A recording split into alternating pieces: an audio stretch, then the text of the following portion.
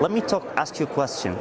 The inspiration for your organization, what inspired you to establish this organization? And why do you believe it's crucial that the luxury hospitality industry keep going?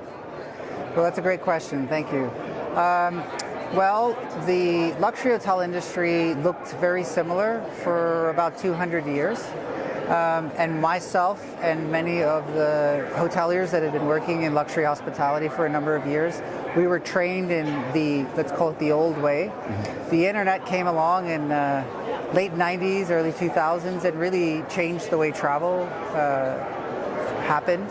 It also changed the way, I guess you could say, we moved from like the brochure travel agent era to the online era. And so with that, it also changed the industry completely. I think that back in the days of brochure travel, people were, there was a lot of risk in a trip. Let's say you had a trip, you went overseas, and there was going to be quite adventurous because you didn't really know what you were getting into. Mm. Today, everyone knows exactly what they're getting into, down to what they're going to eat, where they're going to eat, and when they're going to eat it, right? And so now that what that's done is that they're actually become very, let's say, over-researched in travel. And with that, they are looking for more risk.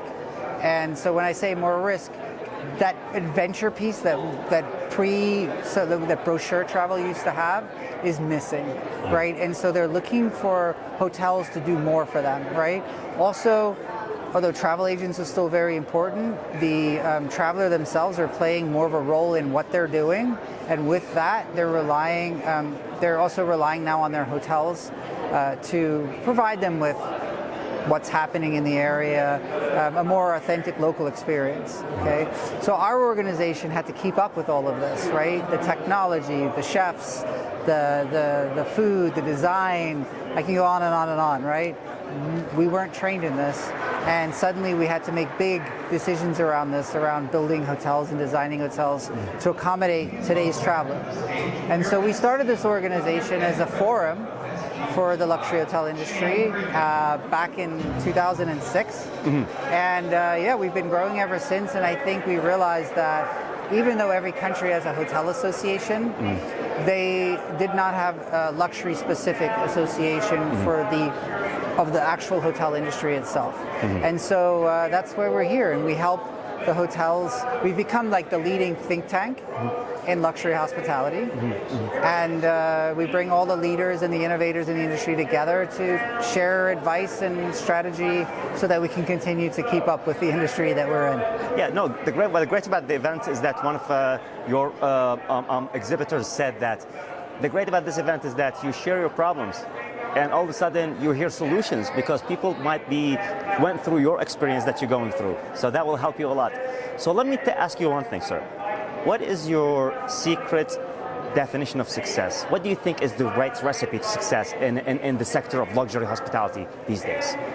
I think that the key, I would say that if we try to define luxury, because I think that's a very similar question that's very hard to do for today, because that's one of the reasons we're here. Is in the past it was very easy to decide to define luxury, right? It was a certain look, it was a feel, it was white tablecloths and French chefs, lots of marble, very exclusive. People didn't want to talk, they wanted private trips, they didn't want to connect with anyone else in their properties.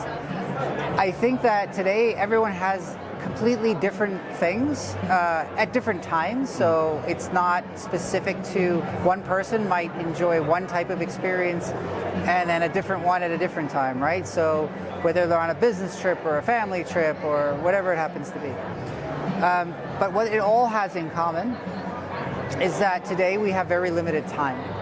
And so the time, luxury is time and time is luxury. And so any decision that you make in a hotel or in travel that takes time away from what that person wants to be doing is, I believe, is a less luxury experience. Anything that creates more time for somebody to do what they actually want to do is a more luxury experience. So you can't just today define a luxury. Anyone can spend a lot of money and make a beautiful place, but if they are not looking at how their guests' time is being used, guest in the hotel, or then that is what really decides whether it's a luxury experience. A simple example would be nobody likes standing in lines to check in the hotel, correct? In the restaurant, or they want to be, so whatever you can do, whether it's technology or the systems or guests or having enough staff to, so that they, or checking in online, that experience, so they can go and spend time doing what they want to in the hotel, that's going to create. So that's, for me, that is the number one thing. I say to anybody in this industry, before you make any decision, think, is this going to increase the time of our travelers or our guests to do what they want to do, or is it going to take away from time of mine? Great, great. I mean, I was about to ask you about the best advice for business, decision makers in the world business of luxury travel. Now, what about travelers? If you want to give them an advice, what would you tell them to do?